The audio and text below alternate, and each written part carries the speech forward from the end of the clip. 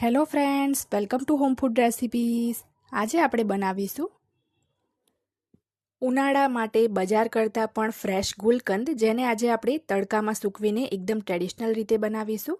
ગુલકંદના ફાયદા તો તમે બધા જ જાણતા હશો. ગરમીઓમાં પેટના બળતરા માટે, એસિડિટી માટે અને મોઢામાં જો છાલા પડી ગયા હોય તો એ માટે આ ગુલકંદ ખૂબ જ અસરકારક માનવામાં આવે છે. આનો યુઝ કરીને આઈસ્ક્રીમ, કુલ્ફી કે કોઈ પણ ડિઝર્ટ પણ બનાવી શકાય છે. તો ચાલો આ ગુલકંદ કેવી રીતે બનાવવો એ જોઈ લઈએ.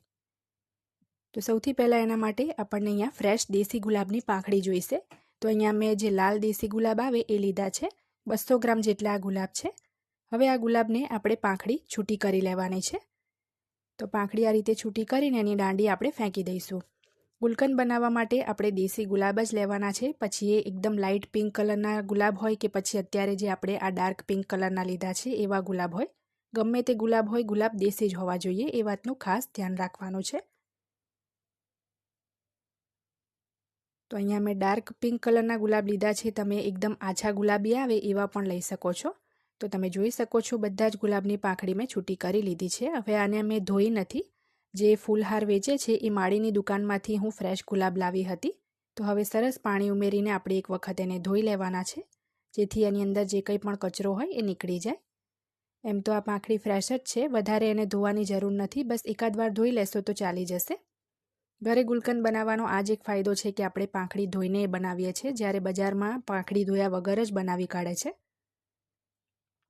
તો સરસ ધોવાઈ જાય એટલે આપણે એક ચાળણીમાં એને નિતારી લઈશું. ચાળણીની નીચે એક બાઉલ મૂકવાનો છે, જેથી બધું પાણી એની અંદર જ પડે.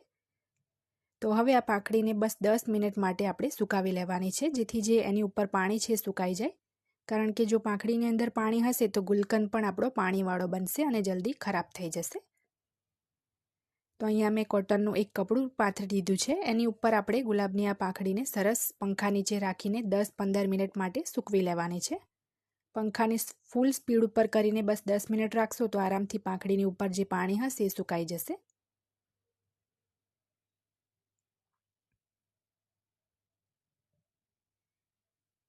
તો ફ્રેન્ડ્સ, 10 મિનિટ પછી તમે જોઈ શકો છો ગુલાબની જે પાંખડી છે એકદમ સરસ રીતે ડ્રાય થઈ ગઈ છે. બિલકુલ પણ આમાં પાણી નથી. હવે ગુલકંદ બનાવવા માટે એક બાઉલની અંદર આપણે ખાંડ ઉમેરીશું. ટોટલ મેં 540 ગ્રામ ખાંડ લીધી છે. 1 કપ મારો 200 mlનો છે, એવા 3 કપ ભરીને મેં ખાંડ લીધી છે. 1 કપ ખાંડ ગ્રામમાં માપશો તો 180 ગ્રામ થાય છે. 3 કપ એટલે કે 540 ગ્રામ ટોટલ ખાંડ છે. તો થોડીક ખાંડ આપણે વાસણમાં એડ કરીશું. સાથે જે ગુલાબની પાંખડી હતી એ 1 મુઠ્ઠી જેટલી આપણે એડ કરવાની છે. હવે ખાંડ અને પાંખડી બંનેને સરસ આપણે ઘસતા રહીને મસળી લેવાનું છે, જેથી ગુલાબનો રસ પણ છૂટો પડવા માંડે અને ખાંડ પણ થોડી થોડી ઘસાઈને ઓગળવાનું શરૂ થઈ જાય. ફરીથી સેમ એ જ રીતે આપણે થોડી ખાંડ લઈશું અને એકાદ મુઠ્ઠી જેટલી ગુલાબની પાંખડી લઈશું અને એને પણ આપણે સરસ મસળી લેવાનું છે.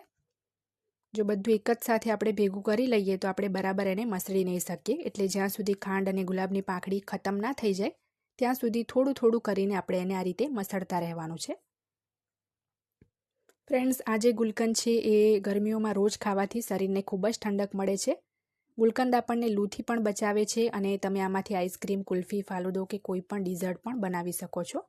બજારમાં જે ગુલકંદ મળે છે લાઇટ પિંક કલરનો ગુલાબ દેશી ગુલાબમાંથી બનાવે છે, જ્યારે અત્યારે આપણો ગુલકંદ ડાર્ક પિંક કલરનો બન્યો છે, કારણ કે આપણે ગુલાબ પણ એ રીતના જ લીધા હતા. પણ સ્વાદ એનો એટલો સરસ આવે છે કે એકવાર જો તમે આ ગુલકંદ ખાશો તો એક ચમચી જો ચાખી લેશો તો તમે એમ જ થશે કે ગુલકંદ જ ખાતા રહીએ. તો હવે અહીંયા મેં એક કાચની જાર લઈ લીધી છે. એની અંદર આપણે આ મિશ્રણ ભરી લેવાનું છે.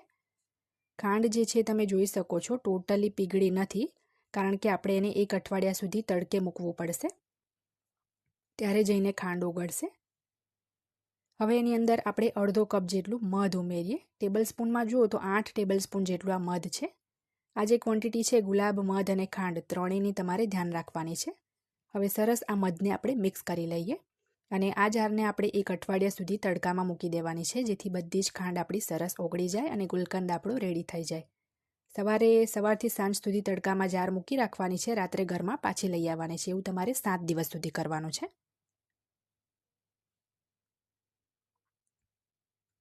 તો ફ્રેન્ડ્સ, 1 અઠવાડિયા પછી હું તમને બતાવું છું કે આપણો ગુલકંદ સરસ તૈયાર થઈ ગયો છે અને અંદરથી કેવો બન્યો છે એ પણ તમને હું જાર ખોલીને બતાવું છું. અત્યારે હું ટેરેસ પર જ છું અને તડકો પણ આવી રહ્યો છે અહીંયા. તો તમે જોઈ શકો છો ખાંડ એકદમ સરસ ઓગળી ગઈ છે, એકદમ જ્યુસી ગુલકંદ રેડી થયો છે. જેવો બજારમાં મળે છે એ જ કન્સિસ્ટન્સીનો અને એ જ સ્વાદનો આપણો ગુલકંદ રેડી થયો છે. તો તમે આને ફ્રીજમાં રાખીને 1 થી 2 વર્ષ સુધી સ્ટોર કરી શકો છો. રેસીપી પસંદ આવે તો ચેનલને સબસ્ક્રાઇબ કરી